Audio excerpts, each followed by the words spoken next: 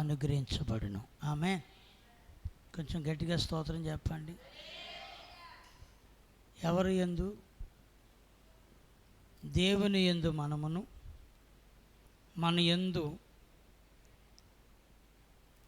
దేవుని మాటలు నిలిచి ఉండాలి అన్నాడు.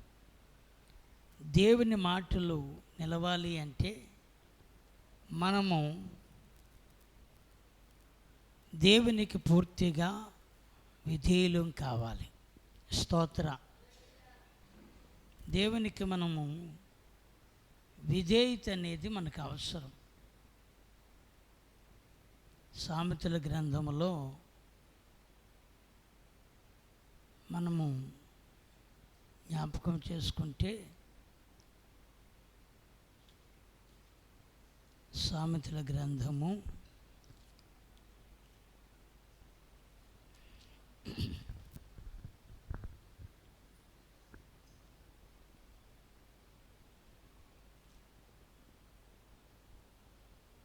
8వ అధ్యాయము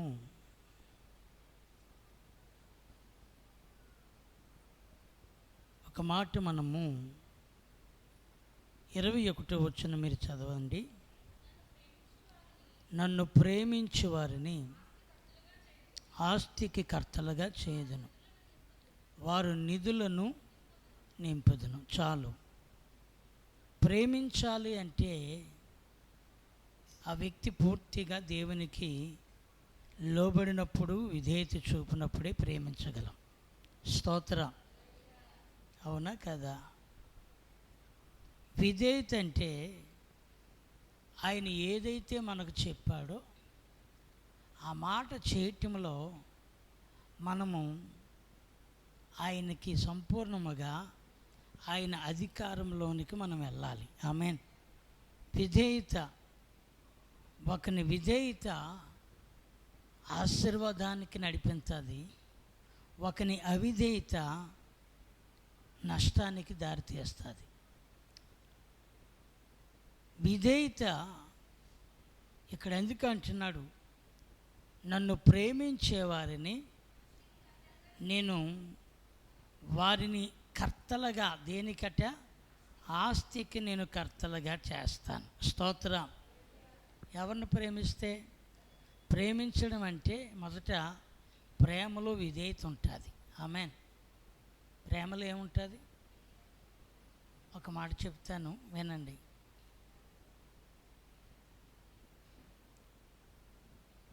ఒక మాట వినండి.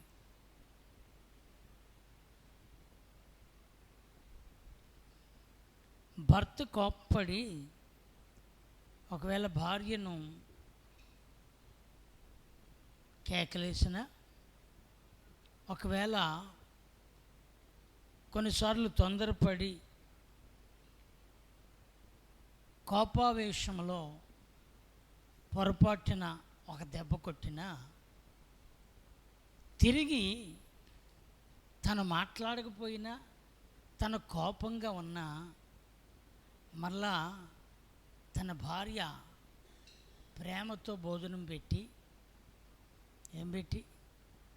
భోజనం పెట్టి, రండి భోంచేయండి అని ఎవరైతే దాన్ని కనపరుస్తారో వారిలో ముందు ఉన్నది ఏంటి అని అంటే విధేయత ఉంది అని చెప్పాలి. స్తోత్ర. విధేయత లేని చోట ప్రేమ ఉండదు. ఏముండదు?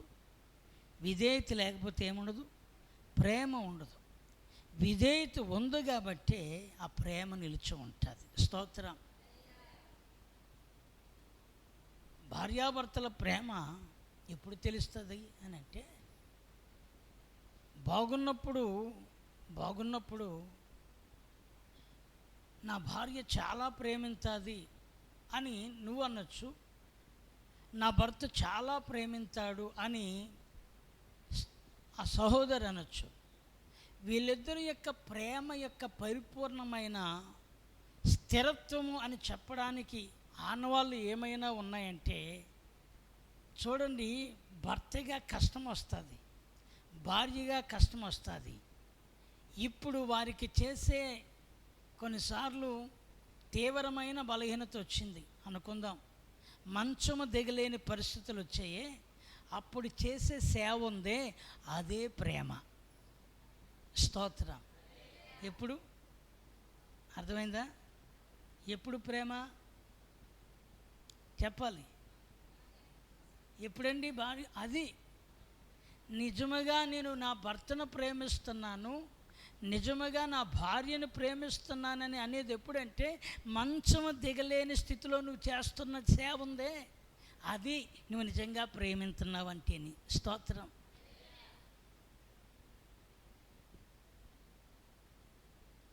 అది పురుషుడైనా స్త్రీ అయినా భార్యను ప్రేమించే విధానంలో ఒకవేళ ఆ స్థితికి ఆమె వెళ్ళిందనుకో, నీవు మగోణ్ణి, ఇది నేను చేయకూడని పని, ఇది నా వల్ల కాదు, నేను నాకు చేయించుకోవాలి కానీ నాకు చేయాలి కానీ నేను చేయడం ఏంటి అని ఒకవేళ అన్నావు అనుకో, అక్కడ నీకేం లేదని అర్థం. చెప్పాలి, మీరు చెప్పాలి. ఏమి లేదని?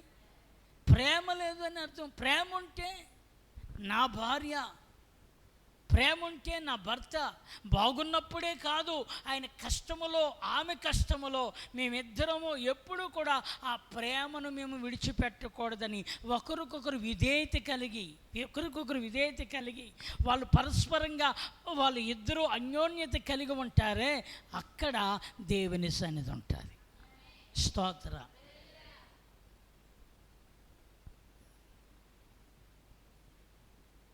ఒకవేళ కొన్నిసార్లు నీ కోపంలో కొట్టేస్తావు నీ భార్యను అనుకుందాం. పురుషుడు కొంచెం యజమానుడు కదా, పురుషుడికి కొంచెం నేను ఇంటికి యజమాని అనే ఒక చిన్న దాన్ని ఏమంటారంటే అధికారం కావచ్చు, లేకపోతే మరో రీతిగా చెప్పాలంటే నన్నే ఎదిరింతారా అన్నట్టుగా ఒకవేళ అనుకోవచ్చు. కొన్నిసార్లు నేను అంటాను,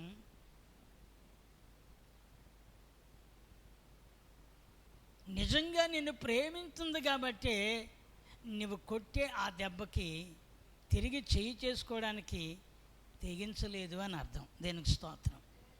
కొట్టడం ఈజీయే అవునంటారా? ఏమండి, కొట్టడం ఈజీయే కాదా? ఒక దెబ్బ భర్త కొట్టాడు అనుకో, ఇంకో దెబ్బ సరిగ్గా కొడితే అక్కడ కొట్టకుండా ఉండడానికి గల కారణం ఏంటో తెలుసా? నిన్ను ప్రేమించింది కాబట్టి, లోబడుతుంది కాబట్టి. సో ఒకవేళ అదే వరుసలో నీ భర్తను పదే ఒకవేళ నువ్వు టార్చర్ పెడుతూ ఉన్నా సరే అది భరింతూ నిన్ను ప్రేమిస్తున్నాడే, ఓర్చుకుంటున్నాడే, అదే ప్రేమ అంటే. దేనికి స్తోత్రం. హల్లెలూయా. ఎందుకు నేను ఈ మాట చెప్తున్నంటే అక్కడ విధేయత ఉన్నది. ఆమేన్. ఏముంది? విధేయత ఉన్నది. ఎక్కడ విధేయత ఉంటుందో అక్కడ ఖచ్చితంగా ఏముంటుంది? ప్రేమ ఉంటుంది. ఈ విధేయత ఎక్కడి నుంచి వచ్చింది అని అంటే దేవుడే మనకు నేర్పించాడు. స్తోత్రం. విధేయత ఎవరు నేర్పించారు? హెబ్రీ పత్రికలో అనుకుంటాను, చూడండి.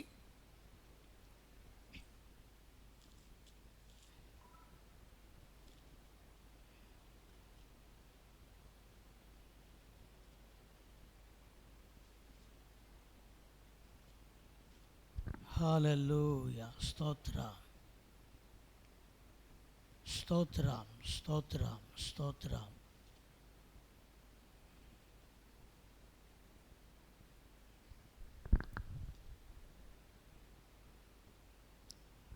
ఐదవ అధ్యాయము హెబ్రీ పత్రిక 7వ వచనము.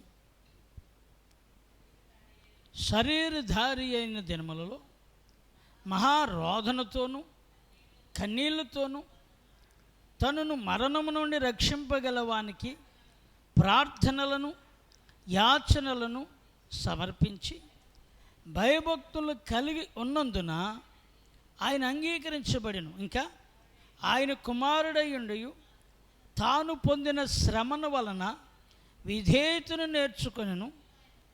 మరియు ఆయన సంపూర్ణ సిద్ధి పొందిన వాడై మెల్కీషెదెకు యొక్క క్రమములో చేరిన ప్రధాన యాజకుడని దేవుని చేత పిలువబడి తనకు విధేయులైన వారందరికీ నిత్య రక్షణకు కారకుడాయను. స్తోత్రం.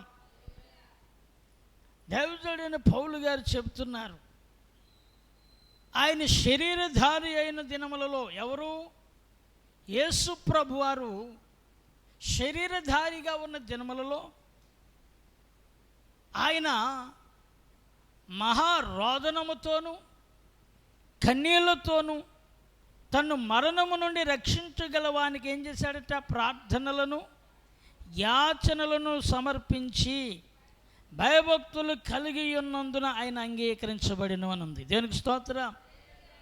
ఇక్కడ మీరు చూస్తే ఎబ్రీ సంఘానికి పౌలు గారు చెప్తున్నారు మాట ఏంటంటే, యేసు ప్రభు వారు ఆయన తన మహిమను మార్చుకుని తండ్రిగా అనాది కాలములో ఆయనే సర్వాధికారిగా ఆయన ఉండి నడిపించినవాడు, ఇప్పుడు కుమారునిగా తన యొక్క మహిమను తగ్గించుకొని భూమి మీదకి వచ్చిన తర్వాత ఆయన శరీరముతో ఉన్నాడు. హల్లెలూయా. ఏ శరీరము? ఆయనకి రక్తం ఉంది, ఆయనకి నొప్పి ఉంది, ఆయనకి బాధ ఉంది, ఆయనకి కూడా ఏమండి బలహీనత ఉంది. ఇవన్నీ ఒక రకంగా చెప్పాలంటే ఈ శరీరము రక్తమాంసములతో ఉన్న దానికి చాలా చాలా చాలా ఇబ్బందులు, బాధలు, బలహీనతలు ఎదురవుతూ ఉంటాయి. దేనికి స్తోత్రం. ఆమేన్. చిన్న రాయి తగిలితే మనం వెంటనే ఏమండి ఆహా భలే తగిలిందని అనుకుంటామా? చెప్పరే, కొంచెం నవ్వుతూ చెప్పండి. మరీ ఇక కఠినంగా మీ ముఖాలంతా సీరియస్గా చాలా ఇబ్బందిగా కూర్చున్నట్టుగా ఉన్నారు. ఒకసారి గట్టిగా స్తోత్రం చెప్పండి. అమ్మయ్య, హల్లెలూయా, స్తోత్రం. నిజానికి ఎలా ఉన్నారంటే అలసిపోయి పొద్దున్నుంచి నడిచి వచ్చి, ఎక్కడికి? పొద్దున్నుంచి నెత్తి మీద బరువంతా పెట్టుకొని తిరిగి తిరిగి తిరిగి అలసిపోయి వచ్చి ఇక మరలా వెంటనే రెడీ అయ్యి ఇక్కడికి వచ్చినట్టుగా ఉన్నారా? ఎవరైనా ఉన్నారా? ఒకవేళ ఉన్నా దేవుని సన్నిధిలో మీకు అది దీవెనే. స్తోత్రం. హల్లెలూయా. యేసు ప్రభు వారు ఆయన శరీరముతో ఉన్నారు కాబట్టి శరీరానికి ఏముంది చెప్పరా? ఎవరన్నా మహిమ శరీరంతో ఉన్నారేంటి ఇక్కడ? నన్ను ఏమండి, యాకోబు గారు మహిమ శరీరం ఏమన్నా ఉందా? ఒకసారి మోజెస్ గారు యాకోబు గారిని గొచ్చండి, ఆయన ఏమన్నా బాధ అనలేదనుకోండి, ఆయనకి ఏ శరీరం ఉందట్టు? మహిమ శరీరం ఉన్నట్టు. ఒకవేళ బాధ ఉంటే ఏ శరీరం ఉన్నట్టు? రక్తమాంసములు కలిగిన శరీరం ఉన్నట్టు. ఆయన ఏం కలిగి ఉన్నాడు ఇప్పుడు చెప్పండి? మానవ శరీరంతో ఉన్నాడు కాబట్టి తన్ను విడిపించగలిగిన వానికి మహారోదనతోనూ యాచనలను విజ్ఞాపనలను ప్రార్థనలను ఆయన ఏమనుంది? మహారోదనతోనూ కన్నీళ్లతోనూ తన్ను మరణము నుండి రక్షింపగలవానికి ప్రార్థనలను యాచనలను సమర్పించి భయభక్తులు కలిగి ఉన్నందున ఆయన అంగీకరించబడెను అని ఉంది. దేవునికి స్తోత్రం. అంటే ఆయన ఏం చూపెడుతున్నాడు అక్కడ? చెప్పాలి, విధేయత చూపెడుతున్నాడు. ఒకవేళ ఇక్కడున్న మనము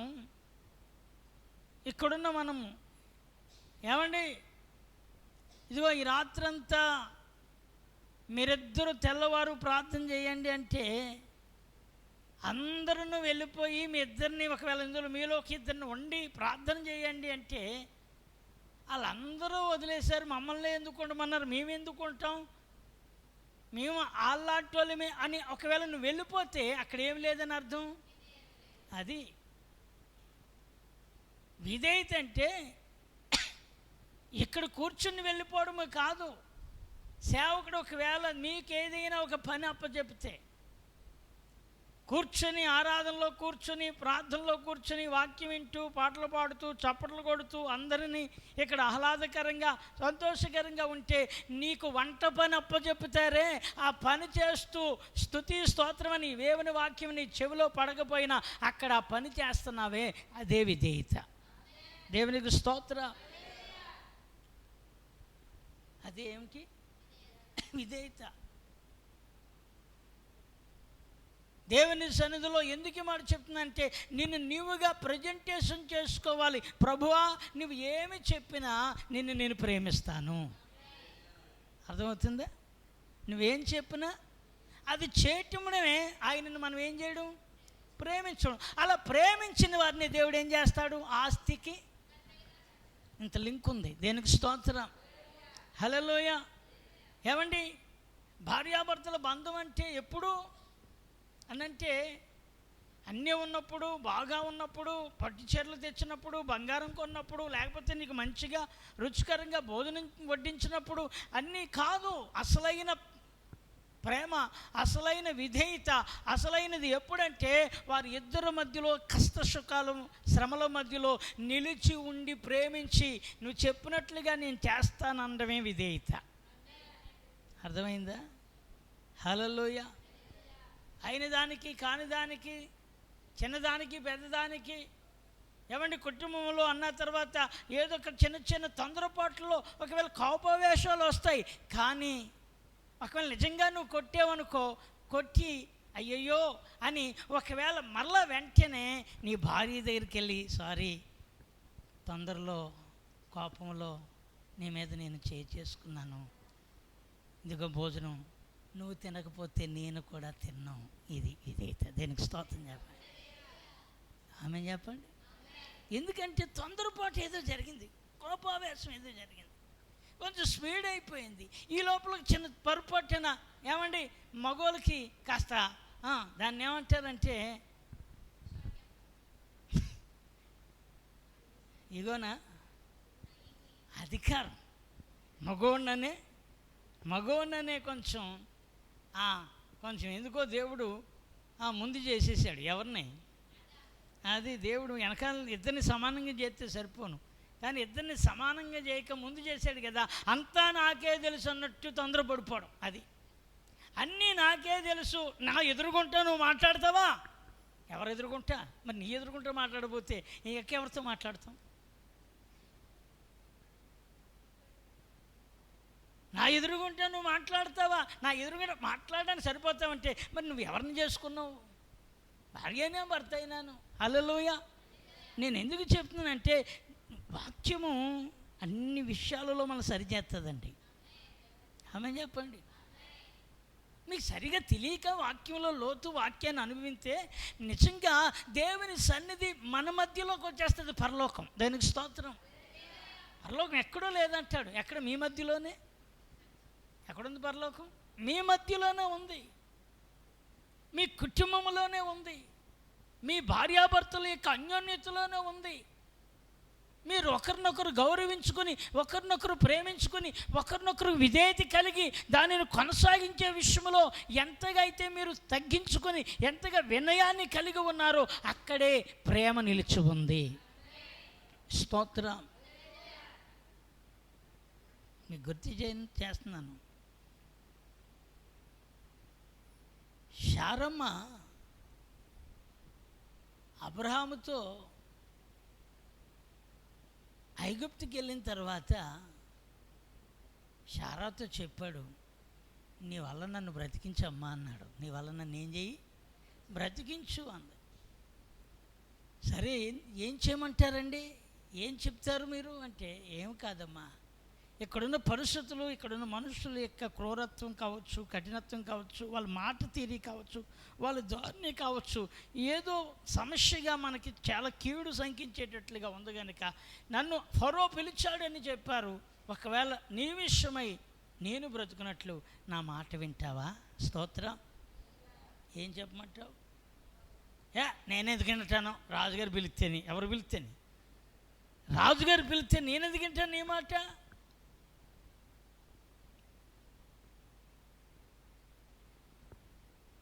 చెప్పయ్యా, అక్కడికి వెళితే వాళ్ళు ఒకవేళ నా కోసం వాళ్ళు అడిగితే, నేను నీ సహోదరుడిని నేను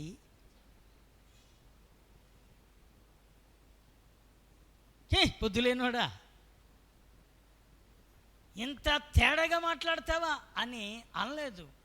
అక్కడ పరిస్థితులను ఆమె కూడా తన భర్తను ప్రేమించి ఆ విధేయతలో, నువ్వు చెప్పినట్టుగా చేస్తానయ్యా, స్తోత్రం చెప్తామా. ఈరోజు కుటుంబాలలో ఐక్యత లేకపోతుందండి, అది నా బాధ. భార్యాభర్తల మధ్యలో ప్రేమ అనే ఏమండి ఆ దీపము వెలగొట్టం లేదు. కుటుంబంలో ఏదో పెళ్ళయింది, పిల్లలు ఉన్నారు, ఏదో సాగిపోతాను. నిజంగా నేను చెప్తున్నాను, కొన్నిసార్లు మనకు అన్నీ ఉంటేనే నేను చాలా ప్రేమించేస్తాను నిన్ను అనడం భార్య చెప్పడం తప్పు. అదే మాట భర్త చెప్పడం కూడా చెప్పాలి. అదే మాట భర్త చెప్పడం కూడా తప్పు. ఎందుకంటే అన్నీ ఉంటే ప్రేమించడం, ఎవరన్నా ప్రేమించేస్తారు. హల్లెలూయా. ఎవరన్నా ఏం చేస్తారు? అన్నీ ఉంటే ఎవరన్నా ప్రేమించేస్తారు. ఏమీ లేకపోయినా నువ్వు ప్రేమించే ప్రేమ ఉందే, అది నీకున్న ప్రాపర్టీని మించిపోయినది అయి ఉంటుంది. ఈ లోక సంబంధమైన ప్రాపర్టీ దాని దగ్గర ఏది కూడా సరిపోదు. హల్లెలూయా, స్తోత్రం. ఇంత లింక్ ఉంది. నేను మిమ్మల్ని, నన్ను ప్రేమించే వారిని ఏం చేస్తాను? ఆస్తికర్తలుగా చేస్తానంటే నువ్వు ముందుగా ఆ ప్రేమ నీలో నిలిచి ఉండాలి. ఆ ప్రేమను మనం కలిగి ఉండాలి. ఆ ప్రేమను కొనసాగించాలి. ఆ ప్రేమను బట్టి ఆయన దీవించాలంటే మనలో విధేయత రావాలి. స్తోత్రం. విధేయత రావాలి. నా భార్య నన్ను తిట్టింది, ఇంకా ఆవిడికి నాకు సంబంధం లేదు. నన్ను భర్తగా చూసిందండి, నన్ను ఏ రోజైనా యజమానిగా గుర్తించిందా, ఏ రోజైనా నన్ను ప్రేమతో పలకరించిందా అని ఒకవేళ నువ్వు దాని విషయంలో కోపడుతూ ఉన్నట్లయితే ఒక మాట చెప్తున్నాను, నీవు ఆమె కోపానికి వేసే మందు ఏంటో తెలుసా? నువ్వు విధేయత అయిపోవడమే. స్తోత్రం. నువ్వు ఎప్పుడైతే విధేయుడు అయ్యావో, ఎన్ని రోజులు తిడుతుందండి, ఎన్ని రోజులు కసురుకుంటారండి, ఎన్ని రోజులు ఇసుక్కుంటారండి. ఆ కోపం ఒక్కరోజు, 2 రోజులు, 3వ రోజు నీ కాళ్ళ దగ్గరికి వచ్చేస్తారండి. స్తోత్రం కలుగునుగాక. హల్లెలూయా. దేవుని బిడ్డలారా, అందుకే క్రైస్తవుడట దేశానికి అతడిని బట్టి నేర్చుకుంటారట. ఎవరిని బట్టి? క్రైస్తవుని బట్టి నేర్చుకోవాలి, ప్రభువుని బట్టి నేర్చుకోవాలి. అందుకే మీరు కొరింథీ పత్రిక, ఈ మాట చదివేసి నేను ముగించేస్తాను. దేనికి స్తోత్రం. కొరింథీ పత్రిక 2 చూడండి, 2వ కొరింథీ పత్రిక 3వ అధ్యాయం వచనం వచ్చి 3వ వచనం చదవండి. రాతి పలకల మీద కానీ సిరాతో కానీ వ్రాయబడక మెత్తని హృదయములు అను పలక మీద జీవముగల దేవుని ఆత్మతో మా పరిచర్య మూలముగా వ్రాయబడిన క్రీస్తు పత్రికయే ఉన్నారని మీరు తేటపరచబడుచున్నారు. దేవునికి స్తోత్రం. హల్లెలూయా. దైవజనుడైన పౌలు గారు అంటున్నారు, సంఘమా, క్రీస్తుని కలిగిన ప్రభువుని ధరించుకున్న పిల్లలారా, రాతి పలకల మీద కానీ సిరాతో కానీ వ్రాయబడక అన్నాడు. దేని మీద? రాతి పలకల మీద కానీ, 2 సిరాతో కానీ, మీరు పేపర్ మీదో పలకల మీదో చెక్కబడిన వారు కాదు, దేవుని ఆత్మతో, జీవమగల దేవుని ఆత్మతో అన్నాడు. ఏ ఆత్మతో? ఉందా లేదా? జీవమగల దేవుని ఆత్మతో మా పరిచర్య మూలముగా వ్రాయబడిన క్రీస్తు పత్రికయే ఉన్నారని మీరు తేటపరచబడుతున్నారు. స్తోత్రం. మనం ఎవరి పత్రికలమట చెప్పరే? ఎవరి పత్రికలు? పత్రిక అంటే ఏం తెలుస్తుంది పత్రిక ద్వారా? చెప్పండి. సమాచారం తెలుస్తుంది. ఇప్పుడు ఈనాడు పత్రిక, వార్తాపత్రిక, లేకపోతే ఇవన్నీ కూడా ఈ న్యూస్ పేపరు, అదే పత్రిక అంటే. న్యూస్ పేపర్ ద్వారా మనకి ఎక్కడే ఉన్నా రాష్ట్రంలో ఏం సమాచారం జరిగిందో ఏం చేస్తుంది చెప్పరా? రాష్ట్రంలో ఏం పని జరిగిందో, రాష్ట్రంలో ఎక్కడ ఎలాంటి పనులు జరుగుతున్నాయో, ఏ మంత్రి గారి ద్వారా ఏ పనులు జరుగుతున్నాయో, ఎక్కడ ఎలాంటి వైద్య అవసరతలు తీరుతున్నాయో, ఎక్కడ భవంతులు రోడ్లు వేస్తున్నారో, ఎక్కడ ప్రమాదాలు జరుగుతున్నాయో, ఇవన్నీ కూడా ఎలా తెలుస్తున్నాయి మనకి? అంతేనా? ఈ పత్రిక సమాచారాన్ని తెలియపరిచినప్పుడు మనకు ఆ విషయాలలో మనకు కూడా వచ్చే ప్రమాదాలను ఎలా తప్పించుకోవాలో, లేదంటే మన యొక్క కొదువులు అధికారులకు ఎలా చెప్పుకోవాలో ఈ సమాచారం మనకు కూడా అవసరమైంది. దేనికి స్తోత్రం.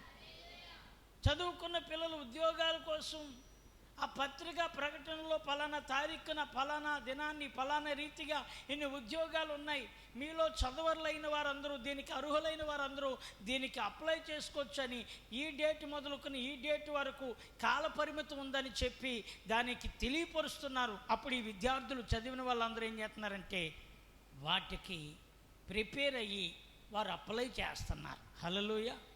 అంటే ఒక పత్రిక సమాచారాన్ని ఏం చేస్తుంది మనకి తెలియపరుస్తుంటే, ఇప్పుడు మనమట దేవునిని మహిమపరిచే పత్రికలమాట. స్తోత్రం. అర్థమైందా? ఎవరిని మహిమపరిచే? మన ద్వారా ఆయన కనపరచబడతాడు. అంటే నీ ప్రవర్తన ద్వారా, మీ కుటుంబంలో నువ్వు చూపెడుతున్న, మీరు కలిసి ఉన్న అన్యోన్యత ద్వారా, ప్రేమ ద్వారా, ఒకరినొకరు గనపరుచుకుంటున్న మీ మాట తీరే కావచ్చు, మీ కుటుంబ కట్టుబాట్లు కావచ్చు, మీ పిల్లలు నడిచే క్రమము కావచ్చు, మీరు తీసుకున్న క్రమము కావచ్చు, మీరు మాట్లాడుతున్న విధానము కావచ్చు, ఇదంతా కూడా దేవుని నామాన్ని మహిమపరిచేటట్లుగా మారుతుంది. స్తోత్రం.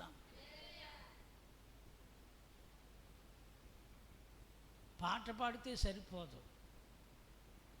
టీవీలో పాట పాడినంత మాత్రం, టీవీ అంటున్నాను, టీవీయా ఏమండి? ఈరోజు యూట్యూబ్లో పాట పాడినంత మాత్రాన పాట వేరు. నేను అంటాను, పాట వలె మన బ్రతుకు కూడా ఉండాలి. ఆమేన్. ఎలా ఉండాలి? పాట వలె మన బ్రతుకు ఉండాలి. ఆ బ్రతుకు లేకపోతే దేవునికి ఏమి రాదు? మహిమ రాదు. మనం ఎవరి పత్రికలము? దేవుని ఆత్మచేత, జీవమగల దేవుని ఆత్మచేత ముద్రించబడిన వారు మనము. ఆమేన్. మా ద్వారా పౌలు గారు అంటారు, మా ద్వారా మీరు జీవమగల దేవుని ఆత్మచేత ముద్రించబడిన పత్రికలు మిమ్మల్ని ప్రజలు చదువుతారు అంటాడు. దేవునికి స్తోత్రం. మళ్ళీ ఎవరు చదువుతారు? హలో, ఎవరు చదువుతారు? గుడిలోకి వెళ్ళిన తర్వాత, గుడి దాటిన తర్వాత మన ఇరుగు పొరుగు వారు, మన గ్రామస్తులు, మనకున్న బంధువులు, మనకున్న సర్కిల్లో మనలను బట్టి దేవుని కలిగిన బిడ్డలురా, వీళ్ళు చాలా యథార్థంగా ఉంటారు, వీళ్ళు చాలా ఓర్పుగా ఉంటారు, నేను చూస్తున్నాను వీళ్ళ కుటుంబాల్లో ఏ రోజు భార్యాభర్తల్లో ఎలాంటి విధమైన అపార్థాలు ఉండవు, ఎలాంటి తొందరపాట్లు ఉండవు, వీళ్ళు ఎప్పుడు చూసినా, ఎక్కడ చూసినా, ఏ స్థితిలో చూసినా, ఎన్ని ఇబ్బందులు ఎన్ని రకాలు ఉన్నా వారి ముఖంలో ఎప్పుడూ కూడా నిరాశ కనబడదు. కారణం ఏంటంటే వాళ్ళు దేవుణ్ణి కలిగిన ఆ విశ్వాసములు సాగుతూ ఉన్నారు. స్తోత్ర. అందుకే మనం ఎవరి పత్రికలమాట? మరి నువ్వు దేవుని పత్రికగా ఉండవలసిన నువ్వు మన ఇంటిలోనే కొట్లాట్లు, మన ఇంటిలోనే అసమాధానం, మన ఇంటిలోనే ఐక్యత లేకపోవడం, మన ఇంటిలోనే కోపోద్రేకాలు, మన ఇంటిలోనే సమాధానం లేని పరిస్థితులు అయితే మనం ఆయనను మహిమపరుస్తున్నామా? లేకపోతే ఆయనని చులకనగా అన్యజనుల మధ్య, దేవుని ఎరగని వారి మధ్య మనం ఆయన నామాన్ని ఘనపరచడం కంటే తక్కువగానే ఆయన కోసం తక్కువగానే మాట్లాడుకునేటట్లుగా చేస్తున్నామేమో. దేవుని బిడ్డలారా, ఎందుకు ఈ విషయాలు చెప్తున్నానంటే, విధేయత ఎప్పుడైతే ఉందో అక్కడ ఖచ్చితంగా ప్రేమ ఉంటుంది. ప్రేమ ఎక్కడ ఉందో అక్కడ ఆశీర్వాదము ఉంటుంది. స్తోత్రం. ఇది జరగాలి. అందుకే మనం ఎవరి పత్రికలము? మనం దేవుని యొక్క పత్రికలము. నువ్వు నిలబడిన తర్వాత నీ కోసం నువ్వు వెళ్ళిపోయిన తర్వాత నీ కోసం వాళ్ళు అపార్థంగా మాట్లాడుకోకూడదు. ఒకవేళ అలా అపార్థంగా ఎవరన్నా మాట్లాడుకుంటే వాళ్ళకి వెంటనే నీ పక్కోడు జవాబు చెప్పేంతగా మన క్రియలు అక్కడ ఉండాలి.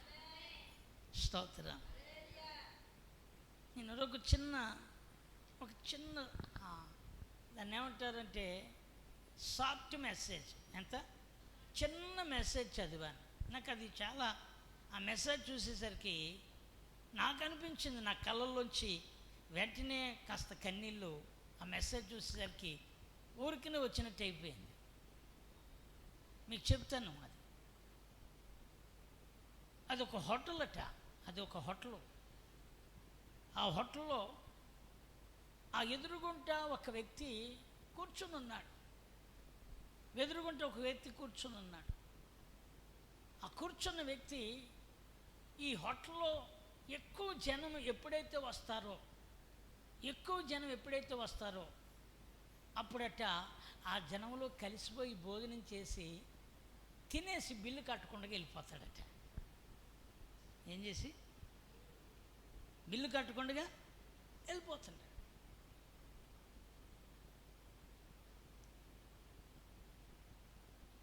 ఆ వ్యక్తిని, బిల్లు కట్టకుండా వెళ్ళిపోతున్న వ్యక్తిని ఒక ఆయన చూసి ఆ హోటల్ యజమానితో చెప్తున్నాడు, చూసారా అండి, జనాలు అందరూ ఉంటుండగా వచ్చి ఈ జనాలు తింటున్న సమయంలో వాడు తినేసి బిల్లు కట్టకుండా పోతున్నాడు, ఆడు దొంగోడండి, ఆడు పలానా అండి, ఇలా అండి మీరు అని ఇతని కోసం మాట్లాడుతుంటే,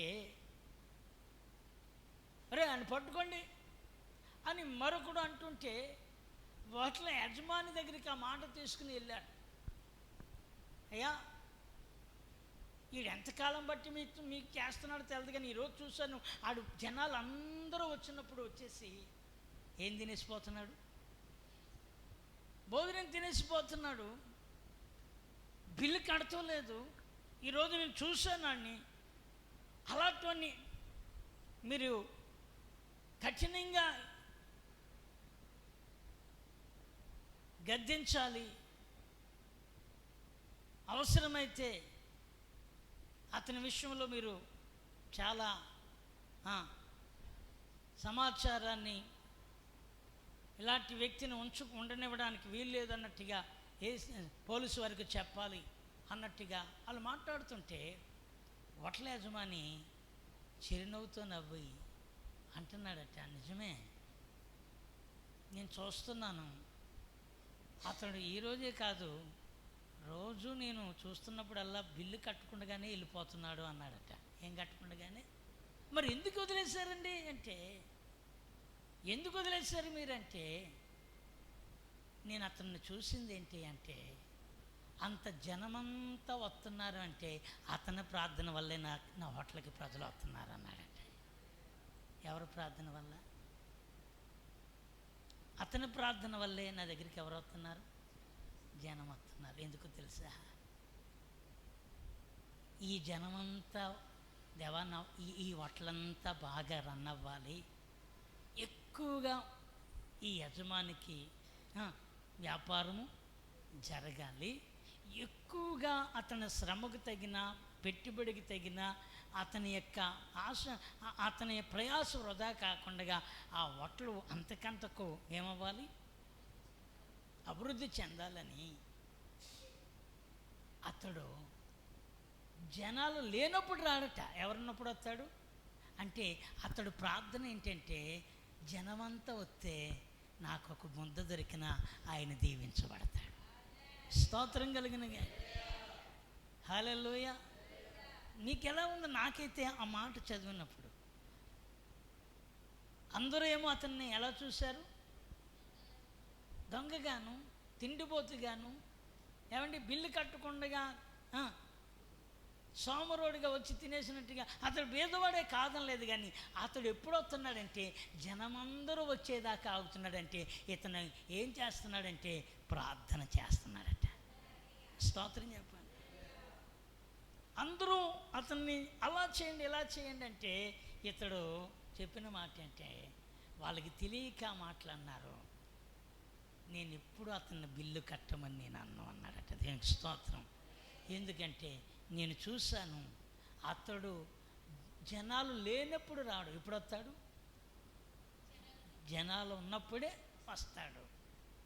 ఆ జనాలు రావడానికి కారకుడు ఎవడంటే అతడు చేస్తున్న ప్రార్థన. ఆమేన్ చెప్పండి. దేవుని బిడ్డలారా, ఎందుకంటే ఇందులో ఇక్కడ ప్రేమ ఉంది, అందులో అక్కడ ఓర్పు విధేయత ఉంది. దేనికి స్తోత్రం. విధేయత ఉంది. ఈరోజు మన కుటుంబాల్లో ఆ విధేయత అనే దానికి మనం దేవుని యొక్క వాక్యం వెలుగులో దాన్ని మనం కొనసాగించామా? ఒక్క మాట చెప్తున్నాను, వెండి బంగారాలు మనకున్నా లేకపోయినా మీ ఆనందాన్ని దుష్టుడు దొంగిలించడు.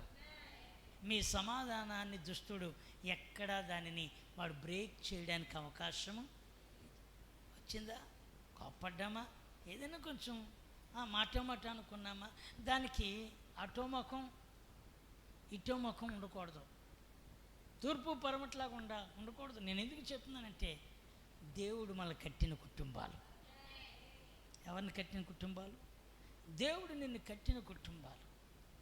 ఈ కుటుంబంలో నీ కుటుంబ పెద్దగా కావచ్చు, కుటుంబ యజమానురాలుగా కావచ్చు, కానీ మీరు కనపరచవలసింది, ఒకరి మీద ఒకరు కనపరుచుకోవాల్సింది ఏంటంటే విధేయత. స్తోత్రం. యేసయ్య అంతటి వాడు ఏం చూపించాడు చెప్పాలి?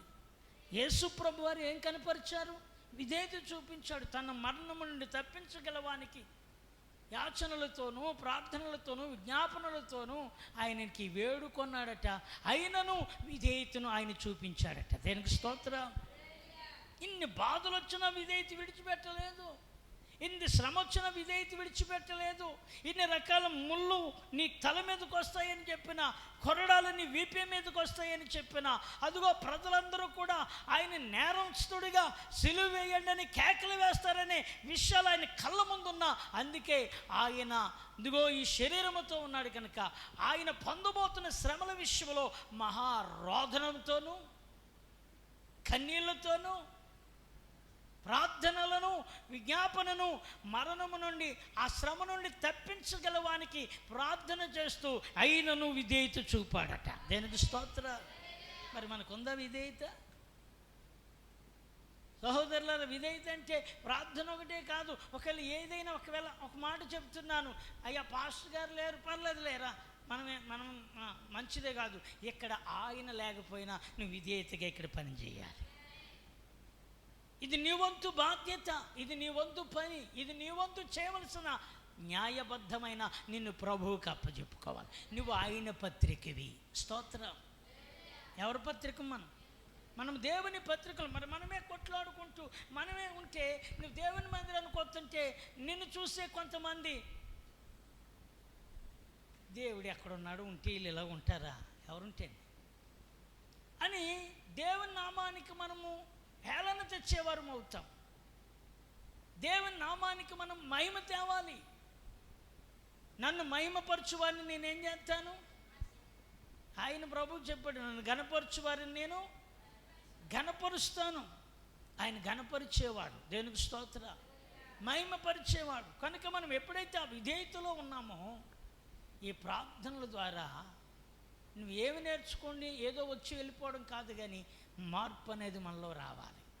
ఏది తొందరపాటు ఉందో, ఎక్కడ తప్పు చేసావో, ఎక్కడ బలహీనపడ్డావో, ఏ విషయంలో అజ్ఞానంగా ప్రవర్తించామో, ఏ విషయంలో కుటుంబంలో భార్యాభర్తలు కుటుంబ పరిస్థితుల్లో ఒకవేళ ఎక్కువ తక్కువని నీవు ఎక్కువ అనుకుని నీవు ఎక్కువ అనుకుని నువ్వు ఇలాగా మీ పరిస్థితులు ఇలాగుంటే మన పిల్లల యొక్క భవిష్యత్తు మన పిల్లల మీద ఆ ప్రభావం పడుతుంది. మన పిల్లల మీద కూడా అపవాది ఏలుబడి చేస్తూ ఉంటాడు. కనుక అది ఏలకుండా ఉండాలంటే మనము పత్రికలుగా దేవునికి విధేయులమైపోవాలి. ఖచ్చితంగా దేవుని సన్నిధి మనల్ని నడిపించాలి. అలాంటి విధేయతతో ఆయన యొక్క దీవెనకు మనం వారసులం అవుదాం. అందుకే చెప్తున్నాడు, నన్ను ప్రేమించు వారిని నేను ఆస్తికి కర్తలుగా చేస్తాను. ఇప్పుడే టుడే ఇక నుంచి అయినా, ఈ రాత్రి నుంచి అయినా తొందరపడ్డావా? వెళ్ళి పలకరించు, నీ భర్తను పలకరించు, నీ భార్యను పలకరించు, ప్రేమించు, సారీ చెప్పు. తొందరపడితే సారీ చెప్పు, తప్పేం కాదు. బయట ఎవరికో చెప్తావు. నీ ఇంట్లో నీ భార్యకి, నీ భర్తకి క్షమించమ్మా, క్షమించయ్యా అని చెప్పడంలో తప్పేమన్నా ఉందంటారా? ఉందా? క్షమించయ్యని తప్పేమన్నా ఉందంటారా? నీ భార్యను క్షమించమను, నీ భర్తను క్షమించమను. మీ విషయంలో తొందరపడి మాట్లాడాను, సారీ అండి. నీ విషయంలో నేను చేసుకున్నానమ్మా, సారీ. ఎప్పుడైతే ఇది జరిగిందో, నేను ఎందుకు ఈ మాట చెప్పిందంటే, దేవుని సన్నిధికి, కుటుంబానికి, మనల్ని కట్టిన దానికి ఈ విధేయతని అటాచ్మెంట్ ప్రేమలోనికి నడిపితే, ఈ ప్రేమ దేవుని చిత్తములో మన జీవితాల్లో నెరవేర్చబడ్డమే కాకుండా ఆయన దీవెనకు మనల్ని నడుపుతూ వచ్చేస్తాం. అర్థమైతే రెండు చేతులు ఎత్తి స్తోత్రం చెప్పి మోకరిందాం, ముగించుకుందాం, మోకరిందాం. హల్లెలూయా, హల్లెలూయా. ఎన్నాడెన్నడి మారనిది నా యేసుని దివ్య ప్రేమ,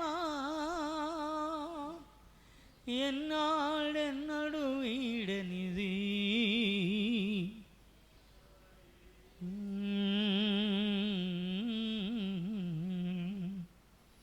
ప్రేమ.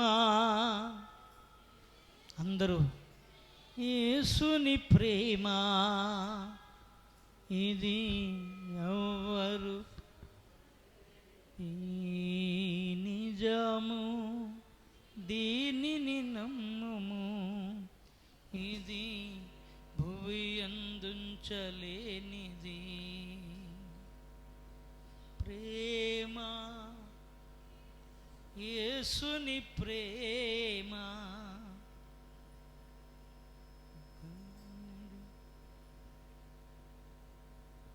నిజము, నిజమే కదా. ఆ ప్రేమ మన బంధాలను కాపాడుతుంది, ఆ విధేయత మన బంధాలను నిలుపుతుంది. కొందరు ఈరోజు ఆ విధేయత లేకే ఆ బంధాలు తెగిపోతున్నాయి, ఆ బంధాలు దూరమైపోతున్నాయి. నువ్వెంతంటే నువ్వెంత, నేను పురుషుడును, నేను యజమానిని, నేను మగాడిని, ఏదైనా చేస్తాను అని చెప్పడం అది మంచిదైతే రోషంగా చెప్పచ్చు, కానీ అది చెడ్డదైతే అది చెప్పడం ఎంత తప్పు, ఎంత దుష్టునికి చోటిస్తున్నాము.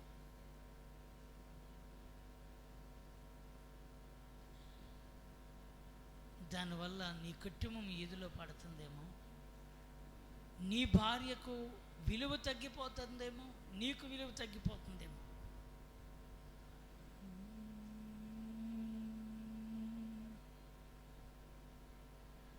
యేసయ్యా